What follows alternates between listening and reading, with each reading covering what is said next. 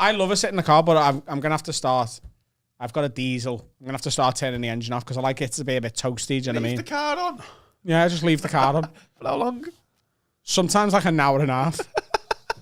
Why? Sometimes I will just sit outside my house for an hour and a half. That's insane. It isn't. It is. What do you do in the car, though? I'm just on my phone, sending a few emails, scrolling through shite, not going into the house. Sleeping. Is everything all right? Genuinely starting to get a bit worried about you. It's not like How bad was that roast? That's it. I'm sleeping in the car. Fucking ridiculous. It's not when she's in the house. It's when I get back and there's no one in the house and I'm just like, I'm comfy in the car. I pick my phone up as soon as I've not even turned the engine off, just put the handbrake on. And I just start having a little scroll, looking at some stuff and being like, oh yeah. And I just end up being there for a while. But I leave the car on, A, for the music and B, for the heat. Have you ever had a wank in it? Not this one. You had a wank in your car. I had the wank at 70 miles an hour on the motorway when I was hungover once. Not just before you sold it, part exchanged it. Oh, bloody hell, I haven't christened this. You had a 70-mile-an-hour wank. Was it? Did someone have a gun to your head?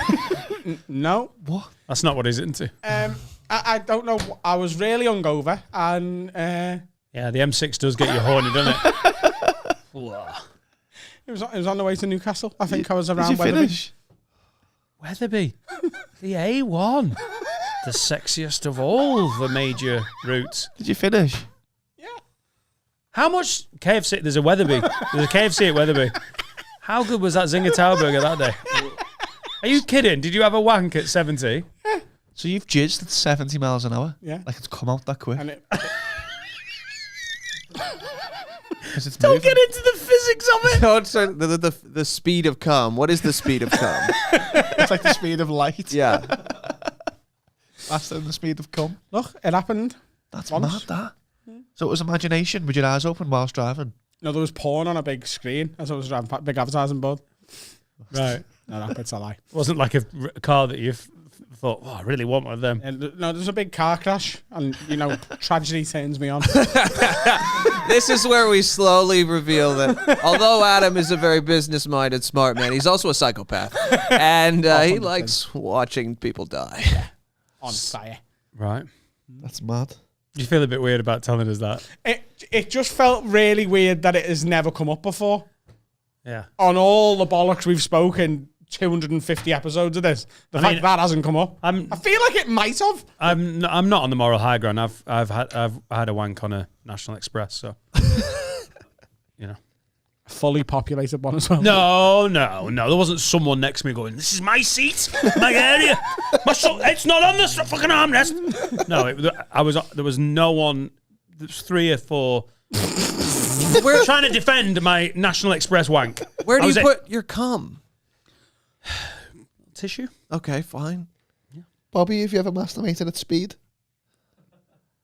No, not while anything was moving. I've masturbated in a car that was stationary in a parking lot.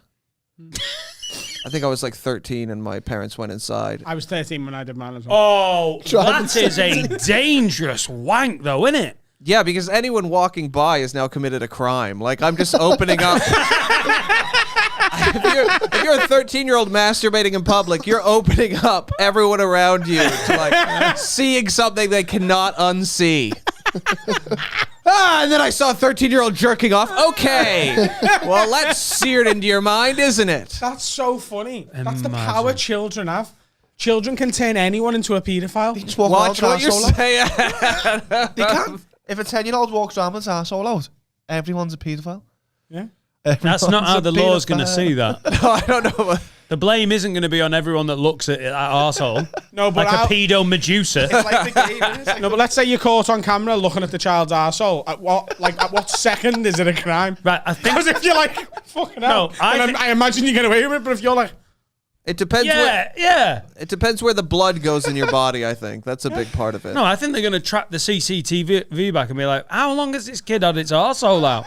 Just say a 10-year-old in town with his arse out. No, if someone does this, like, Oh, that kid's arsehole. Then I'm going to be like, pedo, go to jail.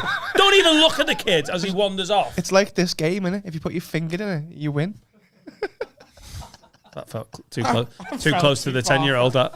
Like, considering that was already awful on many levels, for you to find a way to go, I'm going to ruin this. That's was the impressive. power children have. They can make everyone a pedo, especially if they're fit. Those are the words of a pedophile. Those are the words of an in denial pedophile. Like, children aren't just beautiful and majestic; they're also powerful. All right, Adam. On top of masturbating the car crash, it is sometimes I stare at kids and wonder, what if I did it? Don't worry, the CCTV will save me. That kid's had his beautiful arsehole out for ages. It's the 3-second rule, I think. You'll have 3 seconds in a note. Of a 10-year-old's Like dropping a arsehole. chip. Same rule. Bobby's not gigging anywhere. He's come specially up for this. I'm happy. I know I'm you having are. a good time. I know you are. This is I'm comfortable. This is what's... I've had to train myself to not have these kind of conversations. I feel free.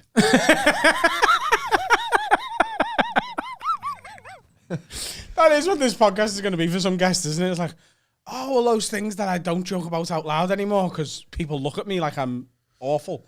You come here, Yeah. you can do it. Yeah, it's beautiful. Not for everyone, but it reminds me of getting hammered at uni and then getting back and realising, what if this happened? And I'm 40, the most responsible I've ever been in my life. And I come here to do that same stupid dickhead conversation I had at 19 years old. That's how we lived our life. That's how we live our life. I love it.